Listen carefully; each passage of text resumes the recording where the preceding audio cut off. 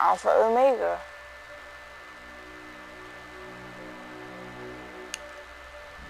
That was a remastered town. Tag the Totem. That was a remastered.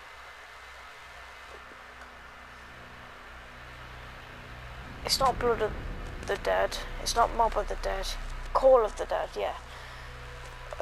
Don't know what that one is. Classified, remastered 5. Blood of the Dead, remastered Mob of the Dead. Favourite game of all time?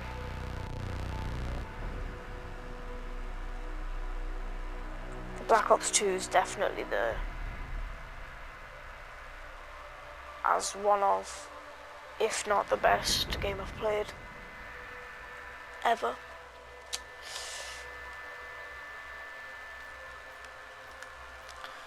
And then, like, what was the point in bringing in... Here's the thing that I want to say.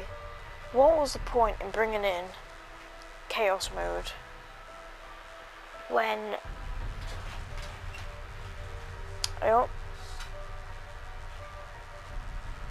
What was the point in bringing in... Not Chaos Mode. What's the point in bringing in a Chaos storyline? And then you have to make... Then you've made 2 storyline, Chaos 1, 3 maps, and 1 Ether 1. When you could have stuck to the Ether storyline, made no remasters at the start of the game, yeah, you know, original map, like full on focus into zombies as well.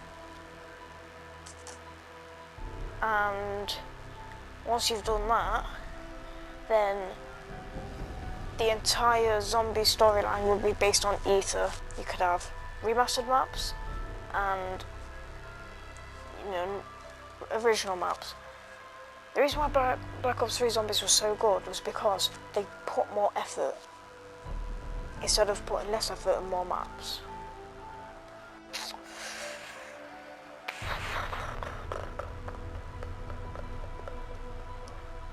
No. They put less effort, but made 3 maps. Like, a lot less effort. Then Black Ops 3, they're putting a lot of effort into 1 map.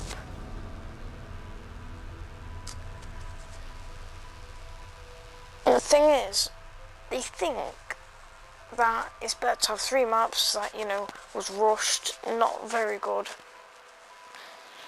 And then, you know, have like remasters and then have a new storyline in the same game. And what you're meant to do is not scrap campaign whilst you're halfway through it. Stick to campaign. Maybe add blackout. But stick to campaign zombies multiplayer. Then if you have enough time, do blackout. But with the zombies, the 1 free map for Black Ops 3 was Shadows of Evil. That map was probably one of the best maps in a lot of, like, Shadows of Evil for me is probably in the top 5. In the top 8 of my maps. Because it wasn't putting less effort in for more maps. It was putting more effort in for a single map. So no matter how many times you play it, you won't get bored. But what they've done with these is you might play it for the first time and be like, oh yeah, this is alright. Then you'll die and then you'll go into the next game. Once you've on your second batch, you're already bored. They do that with all 3 of these maps. All 3 of these free maps. And yeah, I mean, I could literally only play 1 or 2 games maximum all of these maps, like Classified, Blood of the Dead, Voyages of Despair, and 9. All the maps I could only play once or twice, because it gets so boring afterwards. Yeah, Classified at first you'd want to play it. Well, not you'd want to play it, but like I played it a lot. But like, why didn't they just put more effort into one, maybe 2 maps? Because that's what made Black Ops 3 Zombies so good. They put a lot of effort in singular maps. The Rising Track, that's really good. Revelation's amazing because of how not advanced, but like how different it is. Like they're mixed up in like different original maps or different maps from different Black Ops games, like Black Ops 1, Black Ops 2. You have Origins, you have the Shangri-La, you have a load of stuff. I can't exactly remember all of them, but I remember probably like a few off the top of my head. But yeah, and you have thingy World at War, Nocturne Totem. There, Nocturne Totem as well. Yeah, and obviously you'll have to get the not the Margwa, like the big Margwa thing. Can't remember what it's called. And you'll have to obviously like shock it so it'll go into the position. That's where you got your Pepper Punch. That was good. There was a load of things that they put into different maps that made him like really good. Like they wasn't going for quantity, they was going for quality. That's what made it so good, because instead of having 1, 2, 3, 4, 5, 6, 7, 8, instead of having 8 maps here and all being pretty bad, or at least most of them being pretty bad, is a very big step back from, you know, previous Call of Duties. And there's so much stuff in the hotbar that's just pointless. And yeah, it's just dumb. Like, I'd much rather play Shadows of Evil than all of these maps combined. Because of how original and innovative it is as well. It's original, innovative, and actually interesting. And also another thing, in games you have to have quite a lot of time if you want to do this in certain games. But basically, do not put 2 different storylines in one game. That is a pretty bad idea, because basically all that's going to do is slow down your entire process of good maps, because you could have released 1 Ether map and 1 Chaos, but they don't. Like, it just would have been dumb if they... it's just stupid, because instead of focusing on 2 different storylines at once, 2 different maps for each storyline at once, just take a step back. And for Black Ops 4, should have had only an Ether storyline, only an Ether one.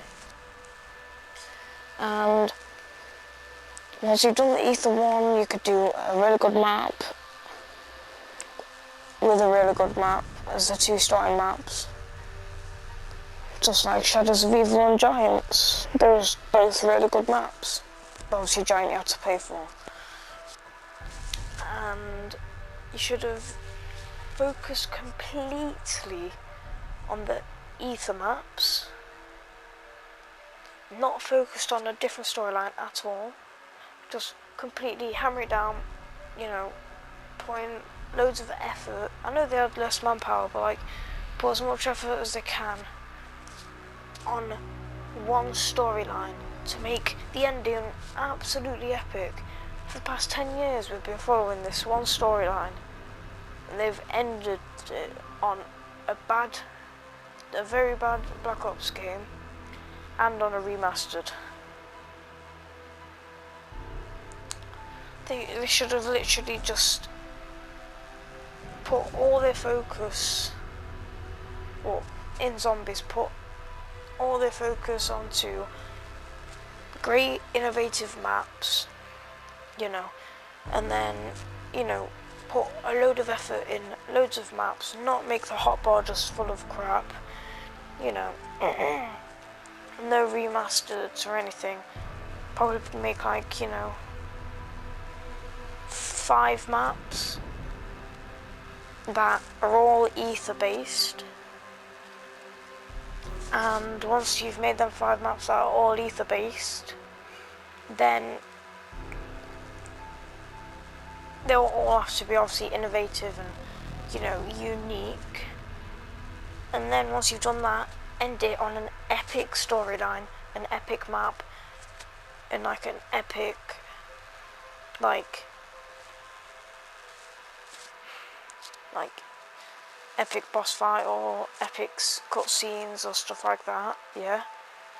And once you've entered it on all of that, then you can put down, you know, just slap on remasters to, you know, show all the different maps, you know, that you used to play.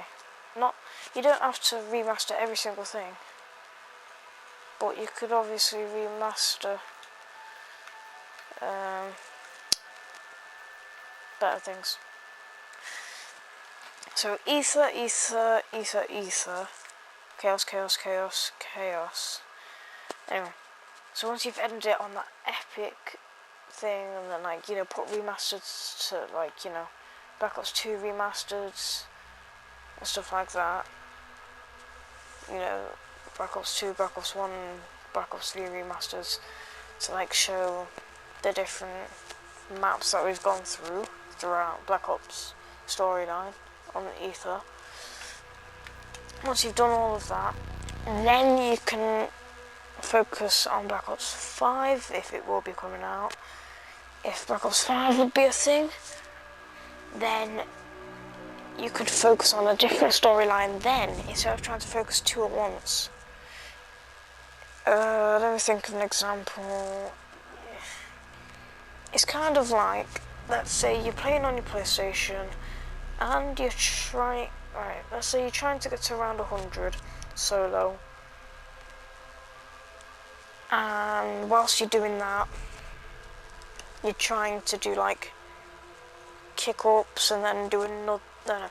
Whilst you're doing that, you're trying to hold both controllers at once and play 2 different maps at the same time and trying to beat the Easter egg whilst having one hand on each controller. That is basically what Activision, I think, and I'm pretty sure it's Activision, Treyarch, I'm not sure. Anyway, like, that's basically what, like, this game has done. Hold both controllers at once, trying to beat the Easter egg on 2 different maps at the same time whilst holding both controllers. That's basically what they've done. And it's just dumb. Like, obviously whilst you're doing that, you're never going to get the Easter egg. And in this case, the Easter egg is a good game. Or a good Zombies game, shall I say. And that's what they failed to do. They failed to get the Easter egg, therefore they failed to make Zombies a good game. Or make Black Ops 4 a good game for the Zombies players. Honestly, it's just annoying.